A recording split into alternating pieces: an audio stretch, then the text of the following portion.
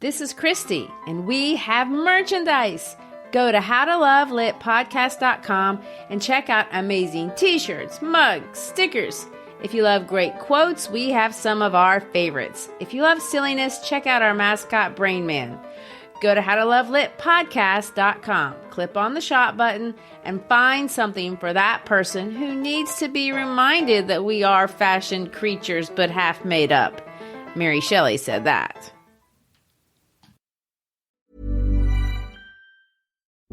Hey, you know what would make your customer service help desk way better? Dumping it and then switching to Intercom.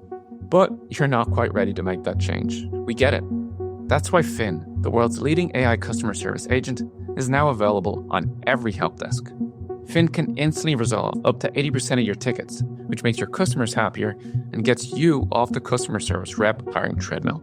Finn by Intercom, the leading customer service AI agent, now available on every help desk. To get people excited about Boost Mobile's new nationwide 5G network, we're offering unlimited talk, text, and data for $25 a month. Forever. Even if you have a baby. Even if your baby has a baby. Even if you grow old and wrinkly and you start repeating yourself. Even if you start repeating yourself. Even if you're on your deathbed and you need to make one last call. Or text. Right, or text. The long-lost son you abandoned at birth. You'll still get unlimited talk, text, and data for just $25 a month with Boost Mobile. Forever! After 30 gigabytes, customers may experience slower speeds. Customers will pay $25 a month as long as they remain active on the Boost Unlimited plan. Forever.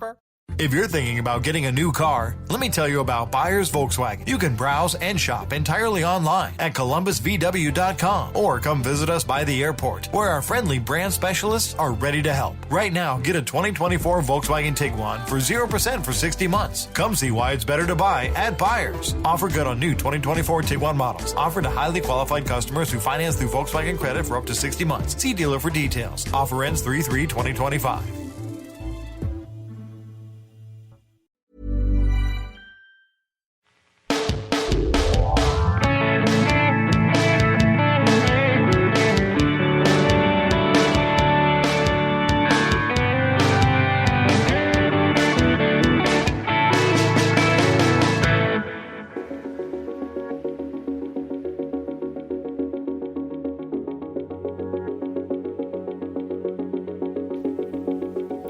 Hi, I'm Christy Schreiber, and we're here to discuss books that have changed the world and have changed us. And I'm Gary Schreiber, and this is the How to Love Lit podcast. This is our third and final episode discussing Hermann Hesse's Indian tale, Siddhartha. In the introductory episode, we discussed Hesse's early influences and the events of his life that led to the creation of the story. In episode 2, we discussed chapters 1 through 4, plus a little of chapter 5, but primarily we talked history and religion. We discussed the cultural context of the setting, places that are far for many of us and far away in an era that for all of us is long, long ago. Yeah. We discussed the basic tenets of Buddhism and the story of Gautama Buddha, as well as a little bit of Hinduism and Taoism. How's that for a cover in the world? All three of these religions play significantly into the story, although this book is not designed to be an exegesis of any sacred text or religious tradition. It is the setting, and therefore, provides context for his ideas. In fact, one criticism of Siddhartha is that he's conflated the different Eastern religions in ways that confuse them. And yet, in spite of all that, adherents of all faiths seem to enjoy the story, and I have not read any criticisms for anyone that condemns it or finds it disrespectful to their religious understanding. No, I haven't either. He's just not afraid to talk about these kind of things. And he conflates Christianity in the mix as well with the Hinduism and the Buddhism and Taoism. So he's very comfortable, and his family, we saw that, was raised very comfortable talking about all these issues of faith. And so much of their beliefs, although, are contradictory. Their dogmas don't align at all. Having said that, contradictory dogma was not a problem for Hess. He found really and unified a few central ideas that in some ways all four of these vastly different worldviews share in common. Beyond the broader points in his mind, dogma or a belief system for him just really didn't matter. I mean, not really. I think there are a lot of religious leaders who might take issue with that position. Oh, yes. I mean, Hess is not a theologian, and I'm not saying that I'm endorsing, Hess's religious position. In fact, personally, I disagree with Hess's particular position. Well, when we read some of Hess's other works, it's obvious that he admittedly had become cynical of religion in general as he watched men of professed faith plunge into and endorse murder. Among other things, there's no doubt the war years forced him and many others just like him during this time period to wonder if there was harmony in the spiritual world, because they desperately needed that in the physical world and they wanted that to be true. Right. And harmony is the perfect word. And Siddhartha is Hess's attempt to restore his faith in mankind. I mean, Hess, and we see this from the beginning to the end in this book, has a central focus. He does. He states it in Eastern terms. But I'll use Christian terminology here to show that there is harmony, because harmony with the universe isn't just an Eastern religious tradition. It's in the Bible as well. I mean, Hess believes the kingdom of God is within you. So it's not just a Buddhist teaching that tells us to look within ourselves, or a Hindu teaching, or an idea of psychology or Taoism. Jesus also says, he says it in Luke 17:21, look in within instead for truth, and not just look at what your peers are doing, or to put it in modern terms, look in instead of at TikTok or Instagram or social media if you really want to find peace. The setting of Siddhartha is going to take everyone away from all of that, from his time period and from our time period. Far away. And the use of the Eastern terminology, especially if you're trained in this religious tradition, frees us from the limitations of our Western materialistic perspective. And most of his readers are bringing that to their reading of the text. Ultimately, Hess asks us as readers to look within ourselves for truth. And he doesn't see that as conflating religions, and he doesn't see it as promoting one religion over another one. In this episode, I'm excited about changing directions in our discussion from the religious to the psychological, although obviously we will never totally leave the religious, but we will try to look at this book through a Western psychological lens, which was also a huge interest of Hess's. Carl Jung and his development of psychodynamic psychology had an incredible impact on Hess's mental health. And he gives Jung a tremendous amount of credit, not just in his recovering from depression, but also in finishing this book. Yes, and last episode we addressed the fact that Hess wrote the first 4 chapters, but then had to put the book away. He just didn't know what else to write. Plus, he was going through some especially dark experiences on a personal level, and he went to get counseling because of depression. Perhaps, maybe it had to do with the fact that he was living in Switzerland, or maybe there was another reason. But and we don't really know, but regardless, Hess chose counseling in what was then this new field of analytical psychology, and it did make a tremendous difference to his recovering his mental health. At the same time as he was being treated by Carl Jung, though, he's also reading a lot of the writings of Lao Tzu. Now, I don't know if Jung recommended Taoism or if this is just coincidental, but the ideas that he was hearing in the psychology room, these ideas of balance, he was also reading similar things by Lao Tzu.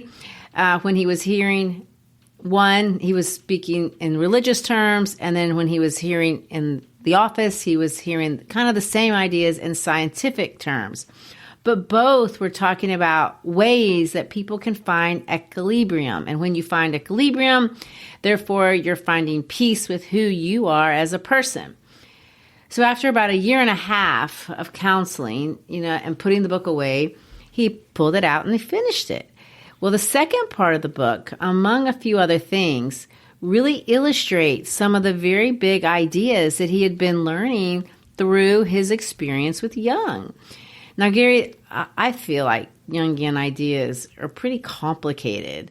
So by way of getting us started, before we talk about the things that Hess writes, tell us a little bit about the theories that Hess would have been learning and theories that maybe Hess is trying to illustrate symbolically through characters like Kamala, the river, Vasudeva, and of course, the child people.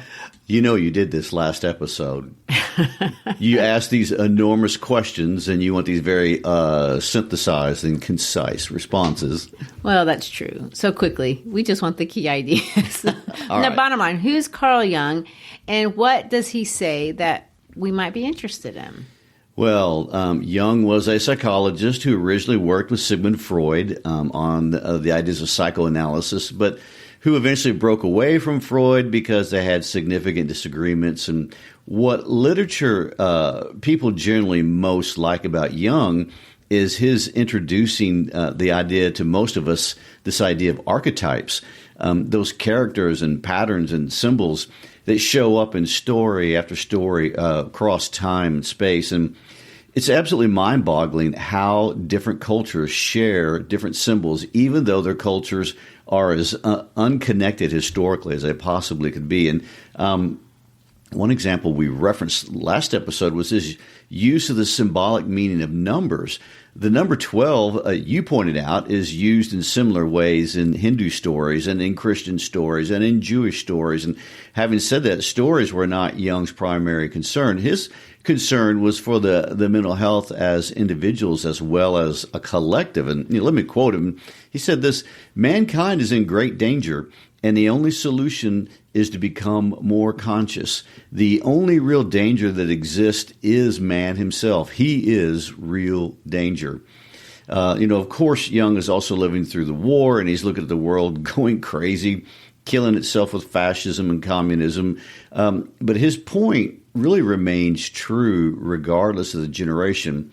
We are still a danger to ourselves in many ways, and so much of it is handling those things that are out of balance in each of our heads individually, and as well as out of balance collectively, obviously.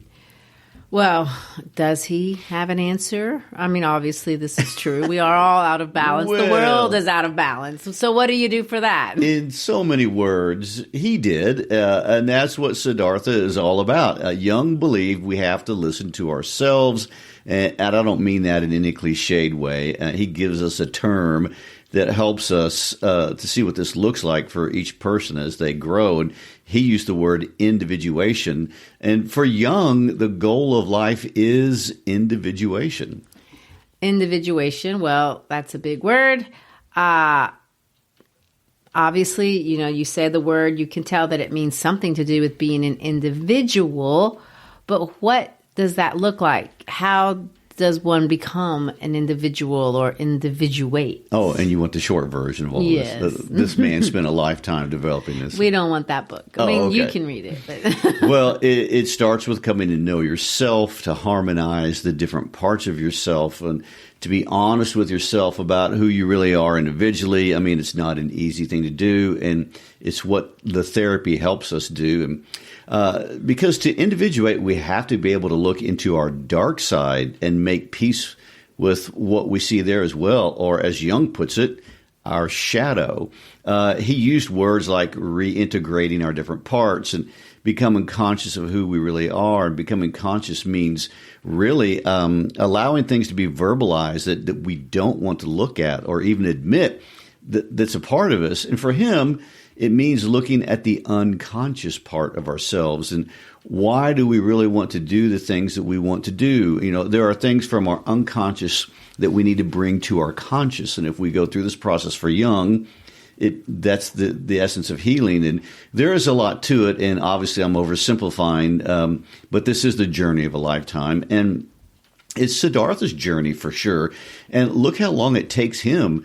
But honestly, it's not wrong to say there is a way to look at our own lives and understand Siddhartha's journey is really everyone's journey. And the question Hess asks us to ask, and this is why he says to look inside, the question is, how do I get to this point where I have successfully integrated all the parts of me, the good, the bad, and feel at peace with all of it. How do I get to a place of self-actualization, to use another Jungian word? It's why he had Siddhartha reject Buddhist teaching. He wants to make the point you have to be guided by yourself alone. And it's not wrong to listen to others, to believe the teachings of wise men, to practice all the great disciplines of the world. And in fact, these are all useful things. But the central responsibility for your life is you. You alone must make the choices, and you cannot give this responsibility over to anyone else and expect to be an integrated person. It's what individuation is about, and it's clearly not an easy journey for Siddhartha, and it's not an easy journey for anyone, and it's why so many just don't do it. So is that clear and concise enough? I think so. So let me bring up something else that kind of goes along with what you're saying for Siddhartha. I mean, his journey, and you look at this in the beginning of the story, starts with a place of negation, which I find interesting because, you know, we work with teenagers, and as we watch them individuate, that's where most teenagers start, you know, in the negative. I am not like my parents in this way. It's just really a natural thing to do. So natural, I don't even think we think about it. Oh, it's expected, you know, for any kind of psychological health. And, you know, Siddhartha is like a lot of us. He doesn't full-scale reject the teachings of his father, but he leaves him, and we see that this crushes his father. And I know this is a scenario that's repeated in households all over the world every day. But in Siddhartha's case, he's not a prodigal son. He doesn't go out and run through his money or do anything crazy. I mean, he goes to the shramanas and he lives this life of the strictest discipline imaginable. Eventually, though, he negates those teachings. And then he goes to the Buddha and he hears and he sees some of the most beautiful teachings in the land, and he negates his teachings. What's most interesting about his interaction with the Buddha is that he doesn't deny that the Buddha has experienced self-realization, which is ultimately what he's after. He wants to be integrated and individuated, and he acknowledges the Buddha has successfully done that. The Buddha is at peace, but for Siddhartha, he's saying, I can't get to my place of peace by studying your place of peace. And then we get to the symbolism of the river. I have to cross the river into my own self, explore it, look into my own darkness, and then come to my own place of peace. Wow, do we call this a psychological Rubicon? How's that for mixing ideas there? I'm not even going to comment. Okay. Well, you know, when Siddhartha crosses the river, we see Hess run him up against some very important characters that are deliberately designed to illustrate very specific ideas of Jungian psychology. And that first one, and the one that's quite developed throughout the rest of the story, is Siddhartha's relationship with Kamala. Kamala is not just a figure of temptation or a seductress like you might see as a type of character in another story. I mean, that would be an oversimplification of this character. She's very specifically crafted to represent what Carl Jung calls the anima. Right. And this is a very specific psychological term, and it's confusing and it needs developing. But before we explain her connection to that very specific, you know, psychological concept, I do want to talk about Kamala as a literary character. Up to this point in Siddhartha's life, Siddhartha, the character, has operated from the idea that possessions are a breeding ground for wickedness. It's where he starts after leaving home.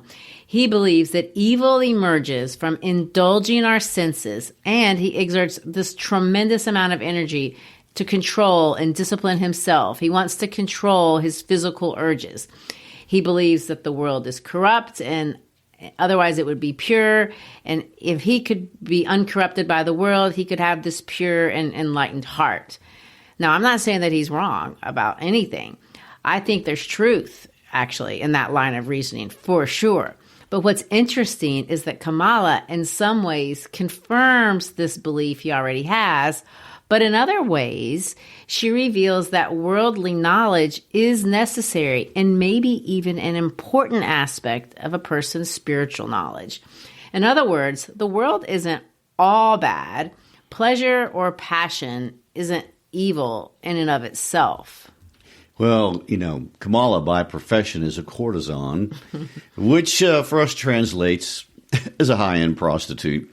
In our culture, or at least in our worldview, a woman selling access to her body is debasing to her spirit. But if we go back to the 600s, and in this cultural context, that lifestyle for women did not carry the negative connotations it does today in the West. If a woman had a beautiful body, it was a marketable asset. And if done within certain rules, it was even actually a respectable profession. It was a path to female independence, which was desirable for a lot of women. Another point is that a courtesan in those days was considered highly skilled, not just in sex, but in music, in dance, poetry, and other aspects of the entertainment industry. We can see Siddhartha defer to Kamala and speak to her with respect. So that's something to bring to our understanding of this character. It's good to see Kamala in this way instead of how we might otherwise view a character who's a prostitute.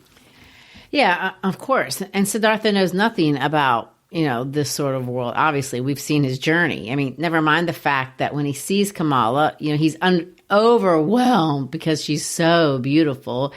He tells Kamala that he has come to tell her. I'm going to quote him because to me it's so innocent. To tell you this, he's come, he says, to tell you this and to thank you for being so beautiful. And if it does not offend you, Kamala, I would like to ask you to be my friend and teacher. For as yet, I know nothing of the art of which you are the mistress. Of course, when he says this, as it sounds ridiculous to me, it sounds ridiculous to her, and she just laughs out loud. I mean, here she is. She's rich, and he's a beggar. She tells him, many men come to me, but they're rich, and they smell nice, and they bring me nice gifts. And she tells him that if he wants Kamala to teach him her arts, he's got to have lovely clothes and lovely shoes and lots of money in his purse, and he needs gifts. But of course, Siddhartha doesn't seem mystified. He just says, well, that can't be hard. Where do I go for that? I know. I mean, she laughs at too and basically gives him a response that says, well, wouldn't we all like to know? And then she asks him, by way of helping him, well, what's your skills? And one of my favorite quotes, which is strange when you think about all the different things that's said in this text, but I guess it's not a quote, but one of my favorite takeaways from the story is really his response to her to this. Really, it's not even the most central idea of the text. No, it's not at all. But I really like it. And when I heard it, I kind of knew it was true and thought this is something that I can apply to myself as I try to improve, myself personally. If you remember Siddhartha from the first chapter, he had an excellent education, for sure. He was a Brahmin, and he has marketable skills. Ever since his Brahmin days, he's gotten more educated. So we know for a fact that he can put people into trances. That, to me, would be a very marketable I would like to have that skill. But during this time period, where almost no one had such an opportunity to get an education, I mean, this is an illiterate culture, even for rich people. For instead of bringing that up first and saying, I can teach, I can write, I can read, I can do poetry, which he does go around and say, he leads with this: I can think, I can wait, I can fast. So those don't sound like superpowers. I mean, what do you find interesting about that? Well, first of all, it's 3 things AI cannot do. Oh, AI. Okay. And likely will never be able to do. Well, there you have it. Do you think this is the first time that Siddhartha has been compared to AI? Honestly, probably not. But when I read this book this time and I started thinking about the book, the idea struck me because we are talking about AI all the time and I'm dealing with it all the time. Those actually are the marketable skills, even for our generation: thinking, waiting, fasting. And he's right. There is a sense that those could be the most important skills in life. Of course, I don't have them to the degree that I might or should. I don't even have them to the degree that Siddhartha does. And he'll revisit this idea later in other chapters. And I know that this is kind of a sidebar, but it is a good one because he basically tells Kamala, I'm the most disciplined person you know.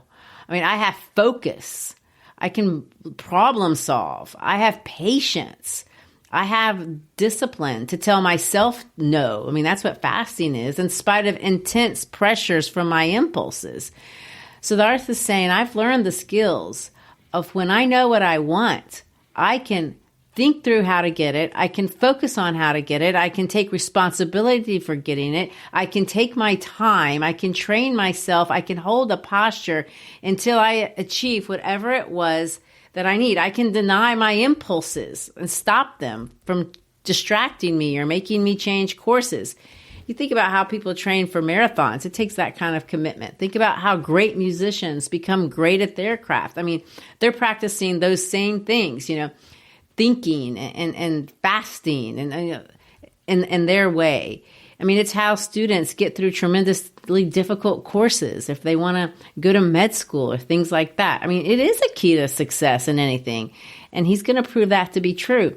He focuses on doing what it takes because for him, the goal is not med school or marathons. It's to get Kamala to like him. And he will use those skills to become wealthy. But then later on, he's going to use those same skills to change courses. And ultimately, it will be those skills that help him find self-actualization. I can think, I can wait, I can fast. Well, if we're talking about interesting sidebars, I think Kamala's advice to him when he goes to meet the wealthy merchant is also a helpful tip. So he's dressed in rags and he has no money, but she gives him an opportunity to interview with one of the richest men in town, and she tells him what to do in a job interview. And she says this, "Be friendly toward him. He is very powerful, but do not be too modest. I do not want you to become his servant. You should become his equal. Otherwise, I will not be happy with you." I mean, I guess it's great advice for a job interview, basically saying know your value. Don't judge yourself based on how much money or how much power that other person has. Accurately know your value and know what that is. Don't be modest about it. Look people in the eye. And of course, Siddhartha does have value. He doesn't know the first thing about business, but he has worked hard and he's perfected other skills. And it's those skills that he uses for 22 years to become successful in this new materialistic place where worldly goals rather than spiritual goals are what matter. So, let me get back to the Jungian psychology for a minute. What we see here in the character of Kamala from the psychological perspective is a visual representation of what Jung calls the anima. She's not a temptress. She's the feminine side of Siddhartha, kind of as equal and opposite. And Jung says that all men have a feminine side and all women have a masculine side. And, we don't want to go too far down that rabbit hole. But the short version is that Kamala is going to help Siddhartha see a different side of himself, a materialistic side in this case, but also a loving side, which comes out later in the story. And anima inserts both positives and negatives, but they are opposite sides of ourselves, and it's in our subconscious in a place that's really less accessible. And in Siddhartha's case, Kamala prompts Siddhartha into interacting with the world and doing, helping him really take a look into his own self and seeing what's there, places he's been blind to. So is that the same thing? If we hear Carl Jung's name a lot, we always hear the term shadow. Would anima and shadow, how are they related? Well, the anima helps us access the shadow. And Jung calls the shadow those parts of us that we repress, the things that are in our unconscious that really control us, but we don't really want to acknowledge that they do. That's our shadow. Now, our shadow doesn't have to be all negative, but the word itself connotes that often it means dealing with some dark places. And that's kind of what we see here. And it includes immorality.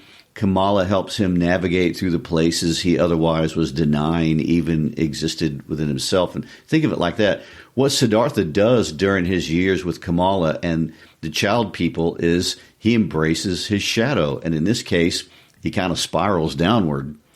Yeah, I mean, for the most part, it's a very negative journey. I mean, the text reads, "The world held him captive. Desire, covetousness, lassitude, and lastly, even that vice he always considered the most foolish and of which he had always held in the greatest contempt and scorn, avarice. Belongings, assets, and wealth in the end had captured him. This was no longer play. There were no longer frills. Rather, they had become a burden. He was chained to them." Oh, my goodness. Speaking of archetypes, doesn't that sound like a description of Ebenezer Scrooge right out of the Christmas Carol? When you're talking about chains, yeah, it really does. I mean, he's gone down the road of Ebenezer Scrooge, and he's gotten totally sucked into materialism. It says this, "In this senseless cycle, he ran himself down, exhausting himself, growing old, growing sick. Then one day, a warning dream came to him." But in this time, with Kamala and the child people, so I guess let me put it this way. His time with Kamala and the child people, it starts with the dream and it ends with the dream. We saw the dream last episode before he crosses the river, and now when he's getting ready to leave, he has another dream.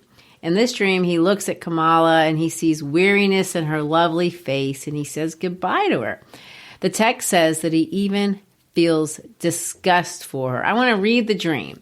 You may remember we talked about the dream with Govinda, but let's read this dream with Kamala. Kamala possessed a small, rare songbird that she kept in a golden cage. Of this bird he dreamed. He dreamed that the bird had gone dumb, and the bird which otherwise always sang at morning time, and when this struck him, he stepped up to the cage and looked inside, where this little bird lay, dead and stiff at the bottom of the cage. He took the bird out, weighed him a moment in his hand, then cast him out into the valley, and at that very same moment, he was terribly frightened, and his heart so pained him. It was as if he had cast away from himself everything of value and all things good along with the dead bird. Well, so what do we make of this symbolism? I mean, is Siddhartha the dead bird? It is a good question. I mean, birds symbolically, they usually mean things associated with freedom. I mean, they're supposed to fly. Sometimes we see them associated with hope. But if that's the case, in this dream, it's dead. If nothing else, it means Siddhartha clearly has come to the end of himself. I do want to point out that even though Siddhartha does conclude that materialism is not the path, he doesn't walk away from the child people hating everything about his experience there or those people, because there was one thing about the child people that he admired and he could not do himself. I mean, he could achieve wealth, he could achieve power, he achieved apparently all kinds of sexual prowess, but he never achieved love. And he noticed that the child people could do that. They could attach to each other, and he never could. But he also noticed that neither could Kamala. He couldn't even attach to her, and she couldn't attach to him. They even talk about this. And in his words, he says, quote, "He doesn't know how to love." When Siddhartha leaves Kamala, Kamaswami sends people to look for him because he's concerned, but Kamala does not. Instead, this is what she does. She opens the door to the golden cage where she keeps the rare songbird that Siddhartha dreamed about, and she let the bird fly away. This is the part in the story where we see Kamala making the decision of her own, and she makes it about her own life. She's going to abandon her life as a courtesan. In other words, she's done with worldly success as well. I mean, she's going to lock her house. Oh, and by the way, she gets pregnant with Siddhartha's child, kind of at this time. Plot twist. Yeah. We see both Siddhartha and Kamala looking at themselves in serious ways and making big changes. I mean, they are seeing things in themselves and facing them honestly. Then they are taking responsibility for what they see. I mean, Carl Jung would say this is very important, and they're doing well. Well, yeah. And before we move on to this final section of the story, which starts with the chapter by the river, I want to point out that there's another idea, and it's a Hindu idea that Siddhartha really embeds in this part of the story, and knowing this idea helps us understand it. It doesn't conflict with any of the psychological stuff, but it does. I know I'm reverting a little bit back to the spiritual side. So in Hindu, there's this idea called Maya, and Maya basically means illusion. And I think it's very interesting that the entire journey of Siddhartha, when they go into the world of the child people, it begins with a dream and it ends with a dream. I feel like Hess is trying to kind of use this idea from Hinduism to say everything in this material world, everything between these two places, ultimately is illusion. I mean, all the materialism that most of us are consumed with, it seems real, it seems important, but really it's not real. Even if you get everything you want, pay attention to the fact that what is it? It's really not real. It doesn't mean anything. I mean, for both Kamala and Siddhartha, they finally come to understand that all of this that they thought was important was an illusion. It's just a game. It's not real. And they leave it looking for what is real. Which takes us back to the river? Exactly. Back to the river. That's the central symbol of the story. Except this time, Siddhartha is depressed. I mean, he was tired before, but he's exhausted everything he knows. I mean, he's tried the intellectual way. He's tried intense discipline. He's tried sensuality. He's just tried materialism. And all he has to show for it is just exhaustion. At this point, he's totally exhausted, and he goes back to his roots. Just like in chapter 1, before he ever left his father's house, he thinks again of He is reminded of a truth that he learned as a child, the indestructibility of life. Yeah, and this is where I see Hess converging once again on the multiple belief systems, Hinduism, Buddhism, and Christianity. And what is the one thing that all of these three religions have in common? They all believe there is something beyond and worth accessing beyond the material. And in fact, truth is not found in materialism, and this they agree with. What Hess discovered and what Siddhartha discovers with the child people is that materialism can never be satiated by materialism, ever.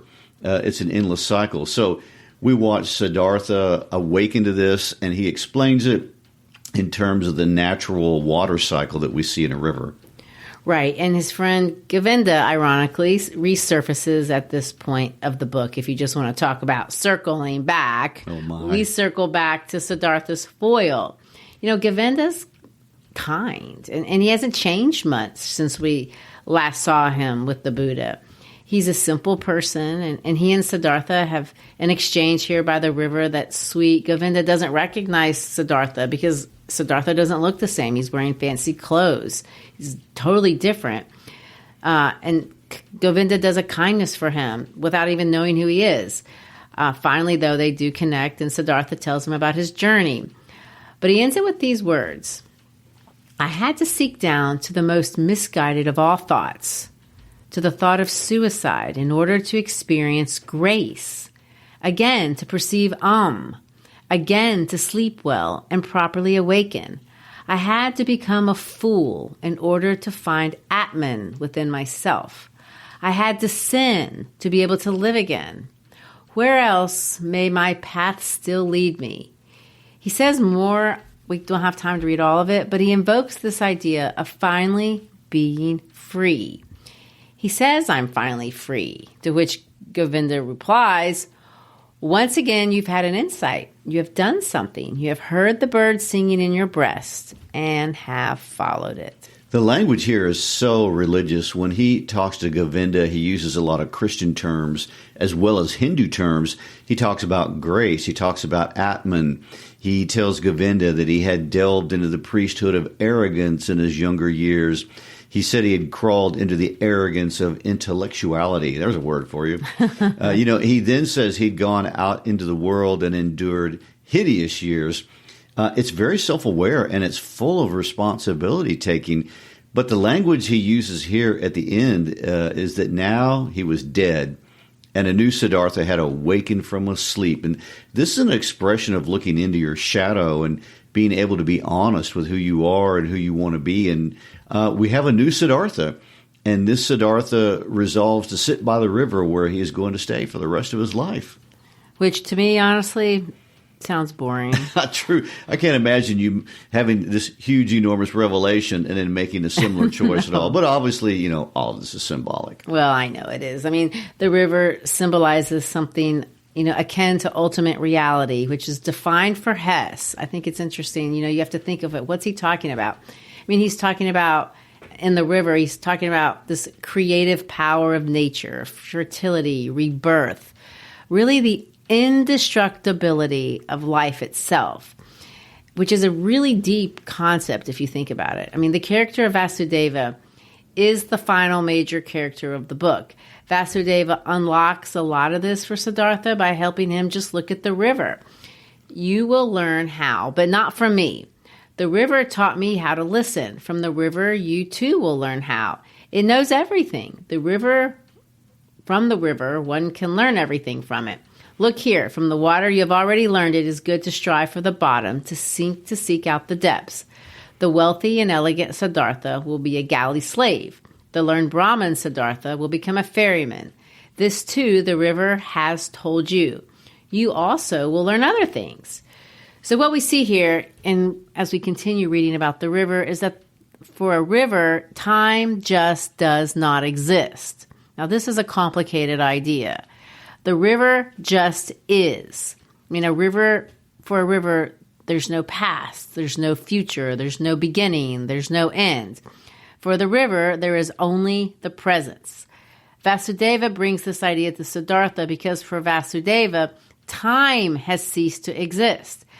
Vasudeva changes Siddhartha's mindset. And really, I feel like this might be Hess's big idea. I mean, up to this point, Siddhartha has just been striving. And what's he striving for?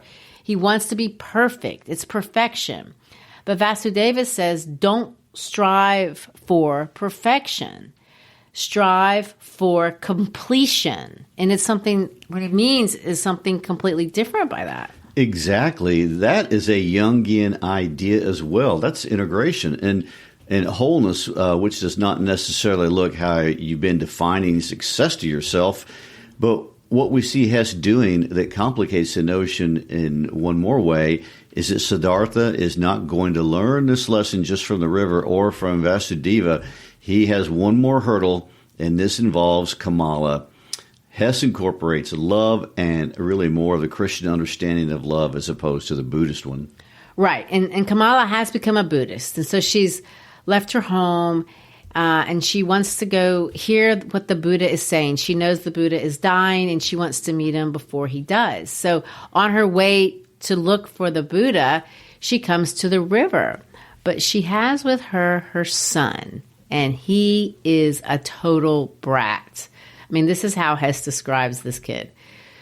The boy soon grew tired, wanted to go home, wanted to rest, wanted to eat, became stubborn, whined.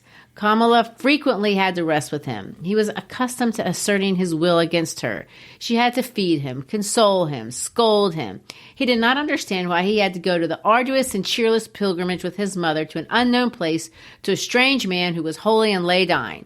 Let him die. What did this have to do with the boy? So before they can cross the river, the boy, who Hess calls here little Siddhartha, interestingly enough, wants to rest. So his mom, Kamala, crouches on the ground, and when she does, she's bitten by a snake. This makes the boy panic. He runs for help, running into nobody else but, lo and behold, his dad, although he doesn't know it. Siddhartha, the father, recognizes Kamala and immediately realizes that that's his kid. And a book that is so short, Hess spends a long time describing Kamala's death. Well, it's serene. I mean, the boy sobs, but Kamala and Siddhartha share a very peaceful exchange. Kamala sees something beautiful in Siddhartha, and he and her, I'm going to quote it. For a long time he sat and looked at her face, now lost in sleep. For a long time he gazed upon her mouth, the tired old mouth with narrowed lips, and he remembered that once in his lifetime, springtime, he had compared this mouth to a fig freshly split open. For For a long time, he sat reading the paled face, the tired cresses, filling himself with the sight. He saw his own face lying like that, just as white, just as extinguished, and at once saw his face in hers, young, with red lips, with burning eyes, and the feeling of the present, and simultaneity completely pervaded him. The feeling of eternity. Deeply, more deeply than ever, in this hour, he sensed the indestructibility of every life, the eternity of every moment. Again, isn't the literary term for that a paradox? Something that doesn't seem like it could possibly be true, but it is true? Exactly. I mean, there is eternity in our hearts, and when we get close to death, it's possible to see it, when at other times maybe we just can't. And that's what Hess is saying. Siddhartha doesn't see Kamala as dying. Kamala can't die. No one can die. I mean, he's thinking about the fact that we really, if we're eternal, we don't have the power to destroy life. We don't have the power to destroy our own life. I mean, that's the image of the river. The river just is. I listened to the river. It told me a great deal. It filled me deeply with healing thoughts, with thoughts of unity. Just as the river is indestructible and connected to others, that's what Hess is seeing. So are we. So when we see life like that, if you can see life like that, which granted is hard to do, it really changes the choices that we make. In Siddhartha's case here, we see that it gives him freedom to just let Kamala go, although he does call her his love.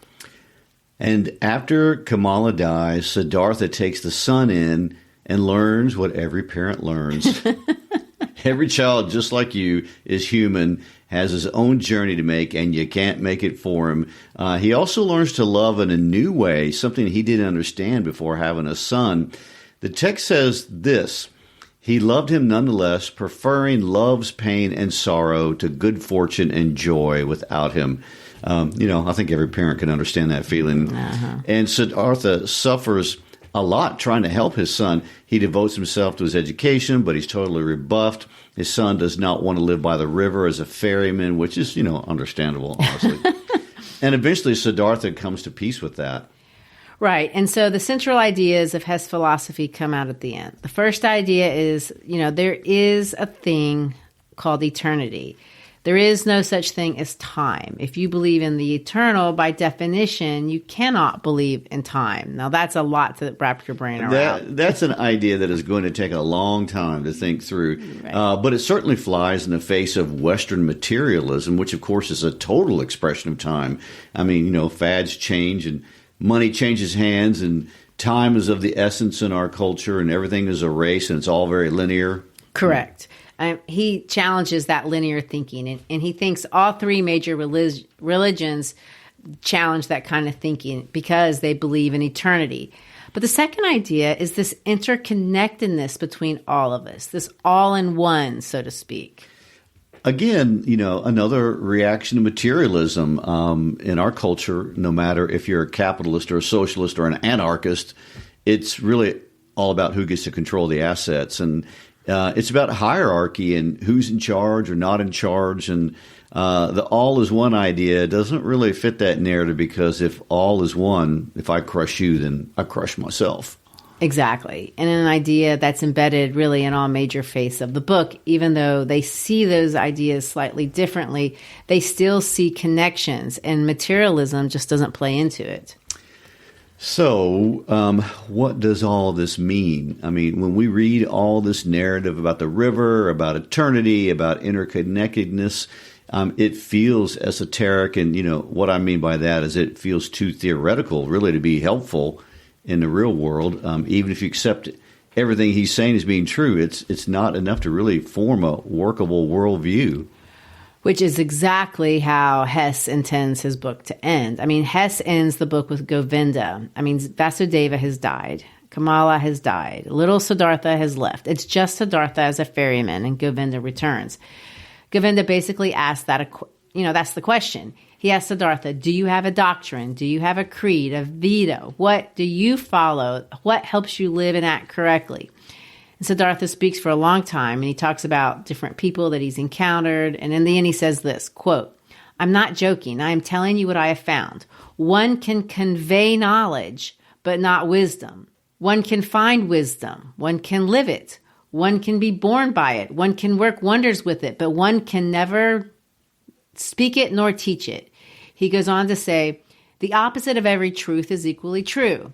Now that is a sentence that makes no sense, but then he explains that as well. And I want to read his explanation. And I quote, the sinner that I am and that you are, he is a sinner, but he will again be Brahman. One day he will attain nirvana, will be Buddha. But now look, this one day is an illusion. It is only a metaphor. The sinner is not on the path to Buddhahood. He is not in a process of development, although our thoughts have no other way to imagine these things. No, in the sinner, now and today, the future Buddha already exists. His future is already entirely there. You must revere the becoming, the potential, the hidden Buddha in you, in yourself, in everyone. The world, Govinda, my friend, is not imperfect, not to be seen as on a slow path to perfection. No, it is perfect in every moment.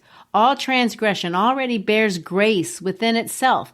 All little children already have the aged in themselves. All sucklings, death. All the dying, eternal life. He goes on to say this. It's not possible for any person to see how far in his path anyone else may be. And the bandit and the dice player waits Buddha, and the Brahmin waits the bandit. I mean, he's going to talk to us through this monologue to Govinda. I mean, that's the whole of the last pages of the book. And he speaks using Eastern terms, but he lands at a very Christian interpretation, ironically, way more than a Buddhist one, of what it means to love. Correct. And to be precise, perhaps a more Catholic understanding than even a Protestant one, ironically, considering his background. In the New Testament, Jesus speaks of agape love, and this concept of extending grace to all people, knowing that everyone is a sinner, and the sin expresses itself differently depending on the circumstances you deal with in the world. I mean, in the Christian tradition, it is the highest form of love to love thy neighbor as thyself, and the Latin term for this is caritas, and in a Christian worldview, this is not something people can do on their own, but to love others in this way is an expression of God's love. And God loves the world through humans. And this is not the same as the Buddhist concept of love, but here Hess somewhat unites the two ideas, suggesting that being able to love like this is an expression of being enlightened. At least something like that, as I try to understand his concluding monologue. Well, it's all very mystical for sure. And I've read many critical essays about the end of this book. And guess what? They don't agree on that final interpretation of how these worldviews are going to kind of work together, which I guess could be a sign of a well-told tale. I mean, the truth is in the story, and it's in the story alone, not in the critical essays, that we can find the truth. I mean, as Hess would say, it's for us to decide for ourselves because, as Siddhartha says, one can convey knowledge, but not wisdom. This little book is exhausting. It is, but it's comforting too. I mean, Hess gives us permission, this is the end of it, to make mistakes. Because if you don't even see them as mistakes, they're not mistakes. Oh, wow. And that's just kind of a nice idea. Even for those of us beyond our students' years, it's a nice idea. And a good reminder to keep the main things in our lives the main things. And with that, we conclude our discussion of one more very challenging book. As always, there's more that could have been said. There's more to see and learn from this book, but hopefully this is a good start for you. So thank you for listening. We hope you've enjoyed our discussion, and if you have, please consider sharing this episode or any episode with a friend. Connect with us, give us a positive review. Thank you for supporting us as we seek to make great literature enjoyable and accessible to as many people as possible. Peace out.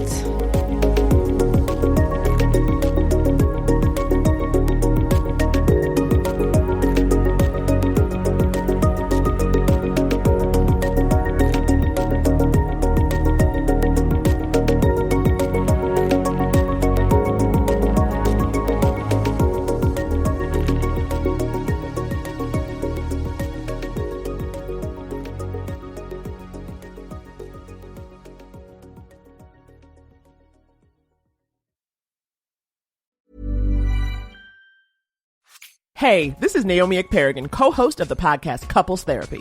I wanted to talk to you about Boost Mobile, the newest 5G network in the country. Boost Mobile's new network delivers customers the speed and service they'd expect from the big three, plus groundbreaking benefits you'd only get from a true challenger in the industry, like letting people try the network risk-free for 30 days, and offering a $25 per month unlimited plan that's guaranteed to never go up in price.